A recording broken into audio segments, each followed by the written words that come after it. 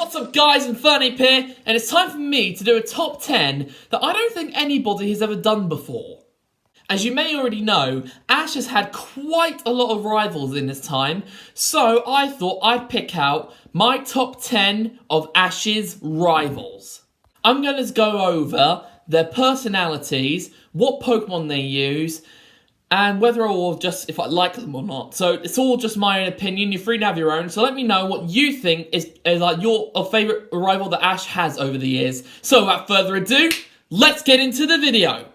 At number 10, we have Richie.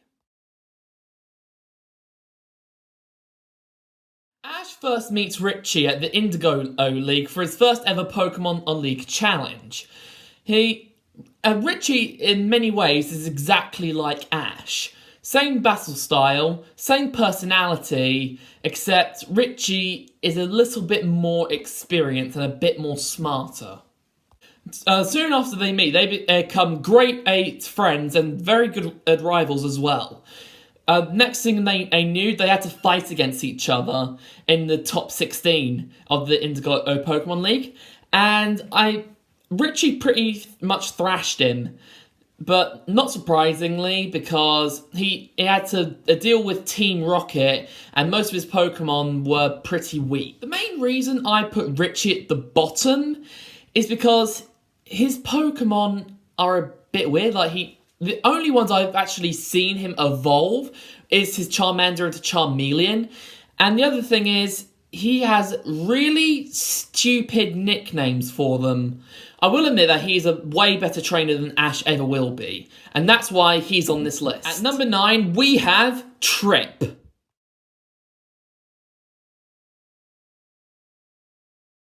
In my own opinion, Trip isn't exactly one of the greatest Ash rivals of all time, because they just make a replica of Paul, but make him even more stupid. We have seen him use 6 Pokemon in the past. We don't know if he caught any more, but I gotta say, his 6 Pokemon that we've seen, they aren't exactly great. Serperior is okay, Conkeldurr's pretty good, but the other members are Tranquill, Frillish, Lampent, and Vanillite. That's gotta be one of the worst Pokemon teams I've seen in my life. I found it humiliating that Ash got beaten by this kid who is just a stuck-up brat. That eventually I made up a pun that says, "You just got tripped." At number 8, we have Harrison. While Ash was travelling through the Johto region, there was this new kid in town called Harrison who hailed from the Hoenn region, and he came packing with Pokemon that Ash has never seen before. He comes packing with a unique Pokemon with unique strategies. He had a Kecleon who used his tongue to cut down grass. He had a Sneasel, which was an all-out attacker with amazing brute force. A Hypno is quite a decent strategy that has Hypnosis, Dream Eater, and Psychic, which can be quite devastating. A Steelix, which is really not that good. A Houndoom is quite a unique strategy while having counter on it, which backfire Snorlax's Hyper Beam, and with biting and flamethrower attacks, which can pretty much annihilate you in a blink of an eye. And to top it all off, a Blaziken, which was over-leveled and overpowered, because it managed to knock out Ash's ace in the hole, Charizard. That battle was like a giant seesaw match. Charizard took 1 hit, Blaziken took 1 hit, they both fell down, they both got back up on their feet, and it all came down to Blaziken's flamethrower and a full-powered Dragon Rage from Charizard. But unfortunately, Charizard took a bit more damage than Blaziken did, and it had to fall. And that's why Harrison is on this list. At number 7, we have Virgil.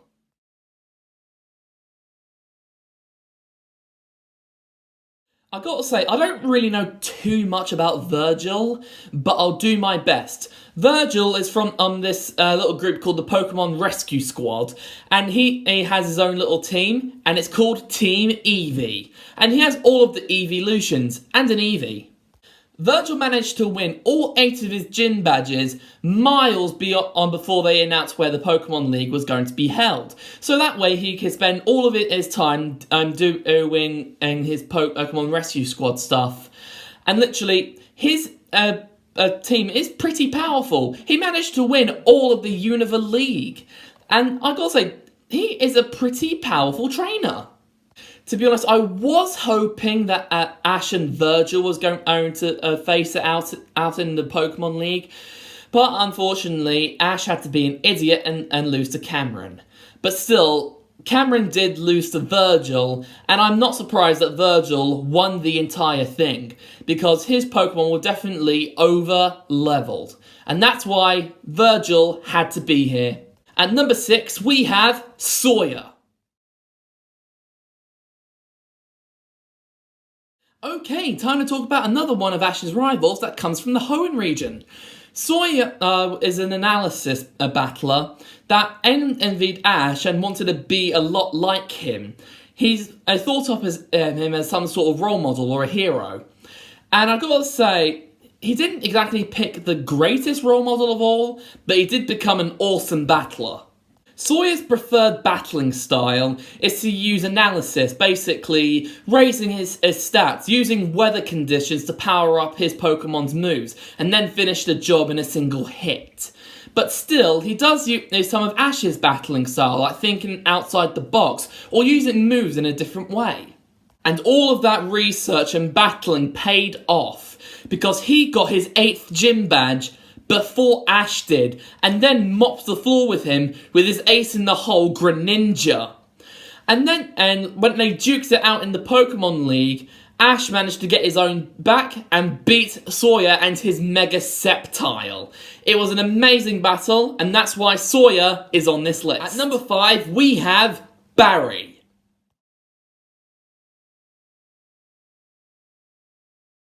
Time to talk about another Pokemon trainer that didn't exactly pick the greatest role model.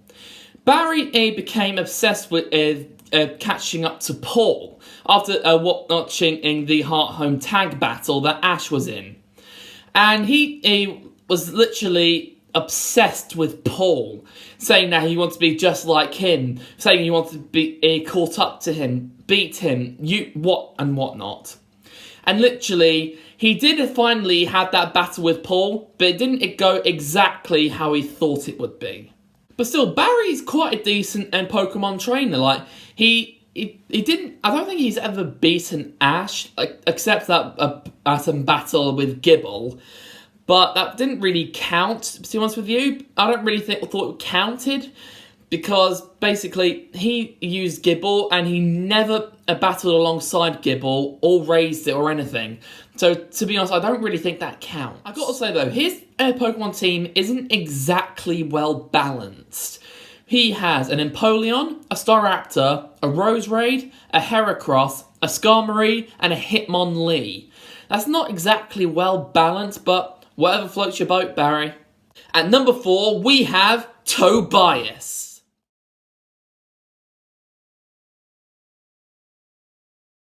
Tobias is so amazing and so badass because he is the only trainer in the entire Pokemon world that isn't afraid to use his legendary Pokemon. Seriously, Tobias is such an overpowered trainer. Let me run down his team.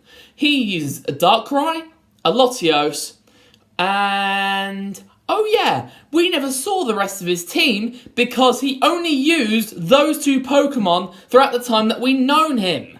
Apart from the battle with Ash, that Darkrai has won 8 gym badges without fail, and has pretty much swept through the entire Pokemon League without fail. Again, apart from that Ash battle, but still, I gotta say that Tobias has got to be one of the most powerful rivals I have seen in a long time. At number 3, we have Gary Oak. Gary was Ash's original rival, and he's definitely made his presence well known because he caught almost every single Pokemon in the decks. Well, in the Kanto and Johto decks anyway. And he's made them overpowered just by battling trainers, gym leaders, and Pokemon trainers in the Pokemon League. I'm not going to name all of his Pokemon, but definitely some of his best ones is probably Blastoise, Umbreon, Arcanine, and Electivire. Like, those 4 Pokemon are just insanely overpowered, and not to mention his Nidoqueen as well. That was pretty powerful as well. Like, pretty much all of his Pokemon are just over-leveled, overpowered, and I just feel jealous that Gary has all of these great Pokemon and just made them overpowered and over-leveled, and that's why Gary had to be here. At number 2, we have Alan.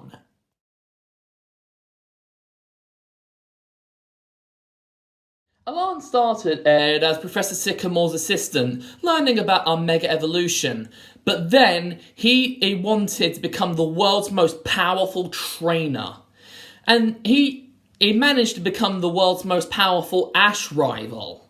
Alan mainly specialises in pure power and type advantage. He has Tyranitar, Weavile, Unfezant, Metagross, Bishop, and a Mega Charizard X. That Mega Charizard X has knocked out so many powerful Mega Evolutions in the past, such as Mega Absol, a Mega Garchomp, Mega Venusaur, like lots of different Mega Evolution and in the Mega Evolution and specials. I've even managed to take down Ash Greninja, another Mega Charizard, and just so many other powerful Pokemon. It's even held its own against Rayquaza and Primal Kyogre and Groudon. You have to admit that this Charizard is something special, and so is Alan. The battle between Ash and Alan in the Kalos League final, I did not know who was going to win. I was hoping that Ash would win, but Alan just managed to overpower him. But still, Alan has got to be the most powerful rival in the entire franchise. However, he's not my favourite. And finally, at number 1, we have Paul. If you didn't see this coming, you obviously haven't been around this channel much. Paul is just the best rival in my own opinion. Like, I grew up watching the Sinnoh series, and that has got to be the best Pokemon series of all. And it definitely had the best rival. Believe it or not, a long time ago, Paul actually cared for Pokemon. That was right up until his brother lost to Brandon and said that he was a weak trainer and you need to bring out your Pokemon's true strength. And after that, he said that he needed to find his own inner strength. And then Paul became obsessed with power.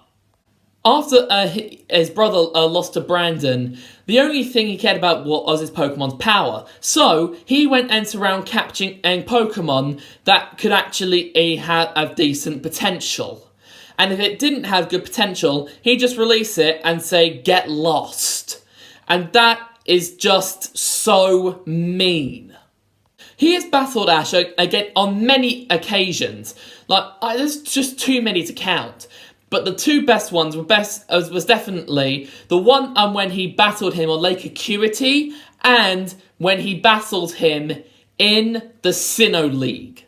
It all came down to Ash's Infernape, which was actually originally Paul's, and then he released it, up against Paul's overpowered Electivire. And I have to say, it was definitely a very close match, since it only took a small bit of damage against Pikachu, and Infernape took multiple hits from all of Paul's Pokemon. And it managed to unleash its full potential through Blaze, and knocked out Paul's Electivire. And then after that, Paul managed to change his ways, and actually start to care for Ash. And I gotta say, he's definitely one of the rivals that actually had the most growth. and that's why I had to put Paul at number 1. And there you have it, guys, my top 10 favourite Ash rivals. I hope you enjoyed this video as much as I did, and be sure to let me know, like, what you think is the best rival that Ash has had over the years. Also, let me know what like videos you want me to do more of. Do you want me to do more top 10s, more Pokemon stuff? Do you want me to do more best teams? Do you want me to like bring more singing videos back? Do you want me to do challenges?